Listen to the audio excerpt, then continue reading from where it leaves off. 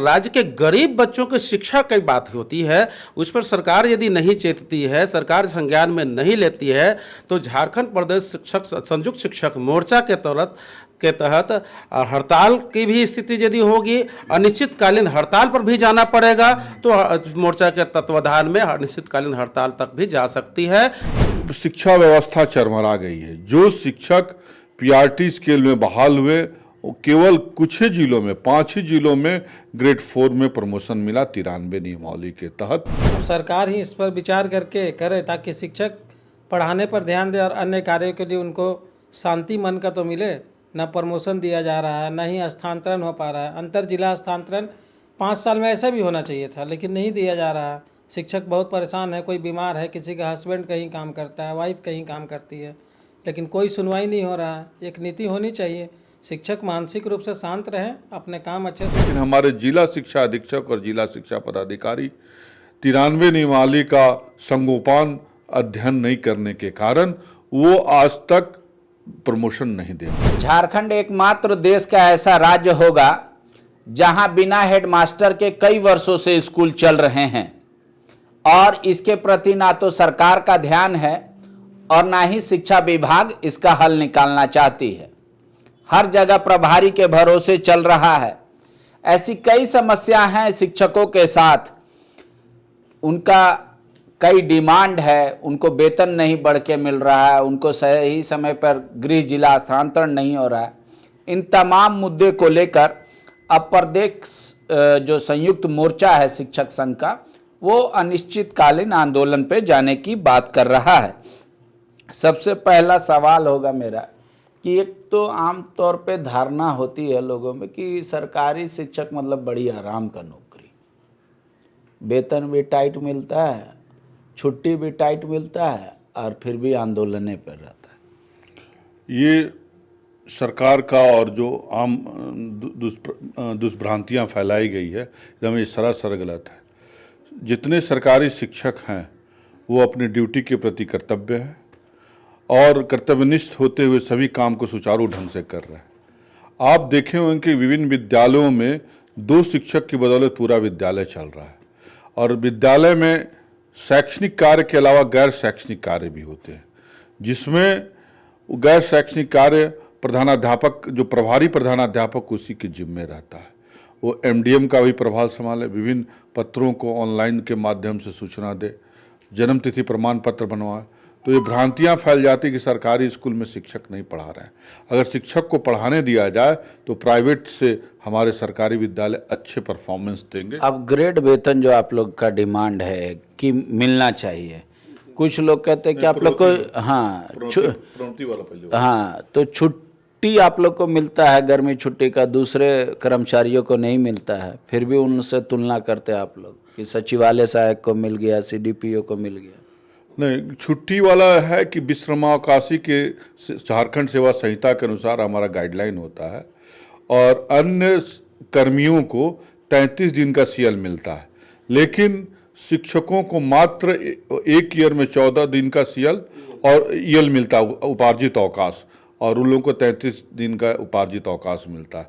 तो 19 दिन का जो बचा शेष वही ग्रीष्मावकाश में कन्वर्ट कर दिया जाता है, गर्मी छुट्टी में। हाँ, गर्मी छुट्टी में कन्वर्ट किया दिया जाता है।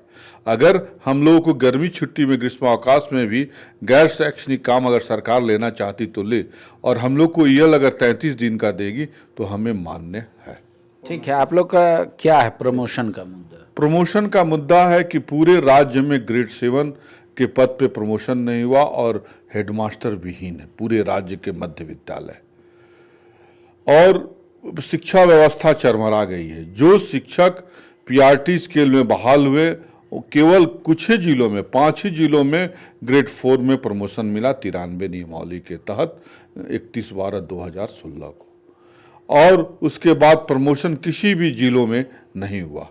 उसके बाद सरकार से हम लोगों ने बार बार आग्रह किया कि आप ग्रेड 7 में प्रमोशन दे दें, जिससे निकासी वेतन पदाधिकारी मिल जाए, इंस्पेक्टर राज खत्म हो जाए। 93 नियमावली का नियम है कि दिसंबर में सूची जारी करिए और 1 अप्रैल को आप प्रोन्नति दे दीजिए, लेकिन हर साल, लेकिन हमारे जिला शिक्षा अधीक्षक और जिला शिक्षा पदाधिकारी 93 नियमावली का संगोपान अध्ययन नहीं करने के कारण वो आज तक प्रमोशन नहीं दे पाए और आज तक किसी जिले में ग्रेड 7 प्रमोशन नहीं मिला। सेक्रेटरी महोदय को भी बार बार हमने आग्रह किया और वहाँ पीपीटी मैंने उनको उपलब्ध कराया पेन ड्राइव में कि इस तरह ग्रेड 7 देने से कहीं भी कोर्ट केस नहीं होगी। तो यथाशीघ्र मैं सरकार से आग्रह करता हूँ कि 2 या 3 महीनों में ग्रेड 7 में 93 नियमावली के आधार पर दे दिया जाए और जो नई नियुक्ति 2012 को हुई ग्रेड 4 में उसकी अलग प्रोन्नति नियमावली बनाया जाए। ये मेरा सरकार से आग्रह है क्योंकि कितने साल से लोग प्रमोशन के लिए वेट 25 से 30 वर्षों तक 25 से 30 साल में कोई प्रमोशन नहीं हुआ है। अब आप लोगों का और क्या क्या मेन डिमांड है? हमारा डिमांड ये है कि 1/1/2006 को छठा वेतन आयोग के अनुसार से शिक्षकों के पद को उत्क्रमण करते हुए वेतन निर्धारण करने की व्यवस्था दी गई थी। उसके बाद जो व्यवस्था थी उत्क्रमित वेतनमान का अनुसार से वेतन निर्धारण किया जा रहा था, उसमें विसंगति बरकरार रखते हुए वेतन निर्धारण किया गया, जिसके उपरांत शिक्षक संघों के आंदोलन पर मांग पर सरकार ने 2014 को उत्क्रमित वेतनमान का लाभ शिक्षकों के साथ में तमाम जो जितने भी उत्क्रमित पद थे सबको दिया गया। तत्पश्चात 1 महीने के बाद श्रीमती राजबाला वर्मा जो तत्कालीन वित्त सचिव थी उनके द्वारा स्थगित कर दिया गया समीक्षा के नाम पर। 1 महीना वेतन मिला आप लोगों को? हाँ, बहुत सारे शिक्षकों को उत्क्रमित वेतनमान का लाभ मिला, वेतन भी निर्धारित किया गया। बाद में क्यों बंद कर दी सरकार? वो एजी विभाग महालेखाकार विभाग से समीक्षा के नाम पर ये इसे स्थगित किया गया और बाद में फिर उसको रद्द कर दिया गया। उस संकल्प को 28 रघुवर दास जी के जब सरकार में ये काम हुआ 14 के बाद से आज 23 से कोई बीच में इसका समीक्षा नहीं हुआ एजी से? नहीं, मैं ये कर दूं, हेमंत सरकार का पूर्ववर्ती पहले का सरकार में ये 2014 में 13 अगस्त 2014 को हेमंत सरकार का ही जो पहला सेशन था, पहला काल था, उस समय हम लोगों को ये लाभ दिया गया था और उसको स्थगन कर दिया गया। तदनुरूप फिर दूसरी काल में हेमंत सरकार के दूसरी काल में इसे पूर्ण रूपेण स्थगित कर दे बंद कर दिया गया। इसके बाद क्या होता कि 2019 ईस्वी में ये 10 अक्टूबर 2019 में मात्र सचिवालय कर्मियों को उत्क्रमित वेतनमान का लाभ दिया गया। तत्पश्चात 2022-23 में सीडीपीओज को उत्क्रमित वेतन का लाभ दिया गया और हम शिक्षक जो मान लीजिए ये लाभ नहीं मिल रहा तो एक टीचर को कितना सैलरी पर मंथ कम मिल रहा है? जी 1/1/2006 से यदि हम जोड़ते हैं तो एक प्रारंभिक शिक्षकों को इसमें व्यवस्था थी 1/1/2006 के पूर्व जितने भी नियुक्त हुए हैं उन शिक्षकों को उत्क्रमित वेतनमान का लाभ देना था, जिसके फलस्वरूप शिक्षकों को एक शिक्षकों को कम से कम 12 से 13 हजार रुपया का अभी नुकसान हो रही है और आज 7वां वेतन में भी तदनुरूप नुकसान हो रही है। अब अपकमिंग 8वां वेतन आयोग आने जा रही है, उसमें भी एक बहुत बड़ा एक आप लोग का ये जिला स्थानांतरण और गृह जिला अंतर जिला को लेकर विवाद था जब जगन्नाथ महतो जी थे तो वो समस्या का समाधान हुआ? क्योंकि उन्होंने बतौर शिक्षा सचिव सेक्रेटरी को कहा था इसको कैंसिल करने के लिए। जी, सबसे पहले मैं ये बताना चाहूँगा कि ये मामला गृह जिला अंतर जिला ये शिक्षकों का डिमांड जो विभाग के द्वारा समझा जा रहा, अगर इसे आरटी के तहत देखा जाए, राइट टू एजुकेशन कहती है कि बच्चों की प्राथमिक स्तर तक की जो पढ़ाई की है वो उनके मातृभाषा में दी जानी है।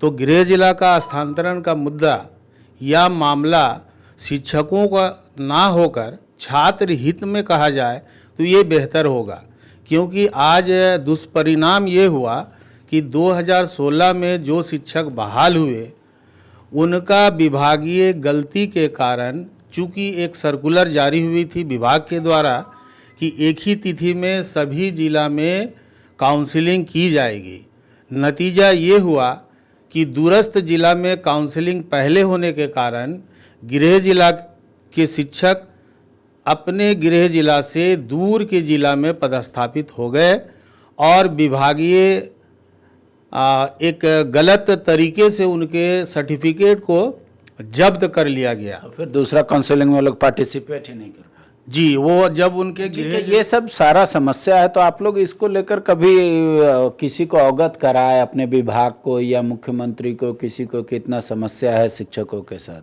21 जनवरी 2023 में हम लोग राज्यव्यापी राजभवन के समक्ष धरना दिए और राज्यपाल महोदय और मुख्यमंत्री महोदय को हम लोगों ने मेमोरेंडम दिया। तत्पश्चात शिक्षा मंत्री भी एक बार वार्ता के लिए अपने आवास पे बुलाए, हम लोग वहाँ भी उपस्थित होकर उनको अवगत कराया। उसके बाद सेक्रेटरी महोदय से हमारी 2-3 राउंडिंग बात भी हो चुकी है, लेकिन हल नहीं। अभी तक समस्या ठीक है, अब आगे क्या करना है? संघ क्या सोच रहा है?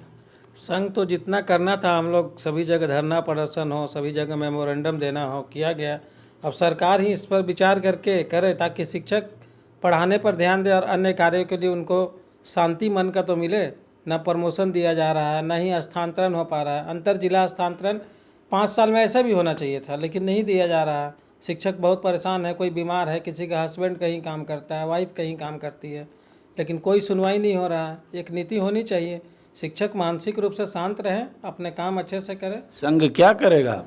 संघ इस पर यदि सरकार से हम लोग बार बार ज्ञापन के माध्यम से, वार्ता के माध्यम से हम लोगों ने सरकार को ये जो शिक्षकों का और साथ साथ में शिक्षकों के साथ साथ में ये देखा जाए राज्य के गरीब बच्चों की शिक्षा की बात होती है, उस पर सरकार यदि नहीं चेतती है, सरकार संज्ञान में नहीं लेती है, तो झारखंड प्रदेश शिक्षक संयुक्त शिक्षक मोर्चा के तहत हड़ताल की भी स्थिति यदि होगी, अनिश्चितकालीन हड़ताल पर भी जाना पड़ेगा, तो मोर्चा के तत्वाधान में अनिश्चितकालीन हड़ताल तक भी जा सकती है। इसके पूर्व यदि हमारा सरकार से बातचीत हो जाती है, माननीय हेमंत सोरेन, मुख्यमंत्री हेमंत सोरेन से यदि बातचीत हो जाती है, महामहिम है, वो अन्य बातों को सुने हैं, पुरानी पेंशन नीति को लागू किए हैं, बहुत सारा जन कल्याणकारी कार्य किए हैं हमारे मुख्यमंत्री। तो हम चाहते हैं, मुख्यमंत्री से निवेदन करते हैं आपके माध्यम से, आप सभी मीडिया बंधु के माध्यम से, कि सरकार तक हमारी मैसेज को पहुंचाएं और हमारी समस्या का निराकरण करें, राज्य के छोटे छोटे गरीब बच्चों के हित में का। ठीक है, अब आप इस बात को समझिए कि जो उत्क्रमित पद थे उनमें शिक्षकों को वेतन का लाभ नहीं मिल रहा है, उत्क्रमित वेतन का। हालांकि वहीं पे सीडीपीओ, सचिवालय कर्मी, उन लोगों को मिल रहा है। मामला वो भी है, जिला का स्थानांतरण है, कई ऐसे मुद्दे हैं, कई जगह चिट्ठी भेजा गया है, जवाब नहीं आ रहा है। अब आंदोलन की रूपरेखा तय कर रहे हैं शिक्षक कि अब इसको लेकर हम लोग आंदोलन करेंगे। ज़रूरत इस बात की है कि एक हल निकाला जाए और जितनी डिमांड पूरी हो सकती है सरकार उसको जल्द पूरा कर दे। शुक्रिया। बायोम जो है मेडिकल प्रिपरेशन का एकमात्र संस्थान, जहां है complete digital classrooms, video lectures, student tracking system, library facility and 100% result oriented rankers batch. Biome, Hinoo एवं नगरा टोली, रांची।